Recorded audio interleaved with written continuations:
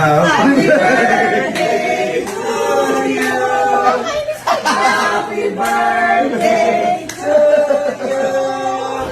Happy birthday, happy birthday. Happy birthday to you.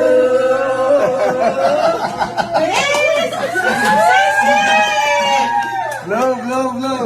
Wow. Love you. Sorry, ang bigat ha. Hindi akin. Sir Coco, pasensya ang bigat ko na nabili ko. Sir, Dapat siya iso-surprise ko dito, pinapunta nyo agad eh. Bakit? Hindi ba naman sir?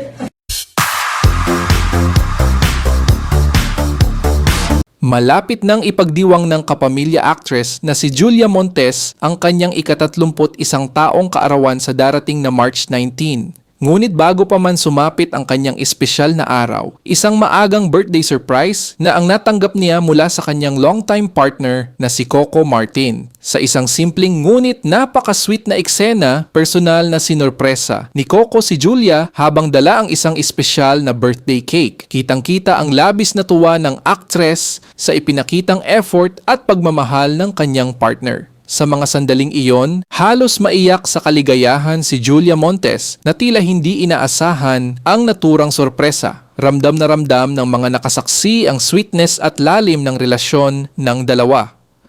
Matagal nang kilala ang tambalang Coco at Julia hindi lamang sa kanilang on-screen chemistry, kundi pati na rin sa kanilang tahimik, ngunit matatag na relasyon sa totoong buhay.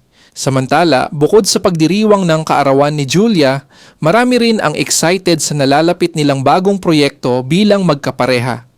Matapos ang mahabang panahon, muling magsasama sa isang serye sina Coco Martin at Julia Montes sa proyektong pinamagatang Sigabo. Maraming fans ang sabik na muling makita ang kanilang tambalan sa telebisyon. Dahil dito, lalo pang tumataas ang excitement ng kanilang supporters na matagal nang naghihintay sa comeback project ng dalawa bilang love team. Sa ngayon, patuloy ang pagbuhos ng pagbati at suporta mula sa fans para kay Julia Montes sa kanyang nalalapit na kaarawan, pati na rin sa kanilang bagong proyekto ni Coco Martin.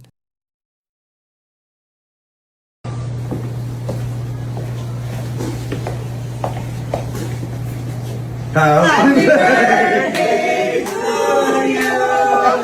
Happy birthday to you. Happy birthday, happy birthday. Happy birthday to you.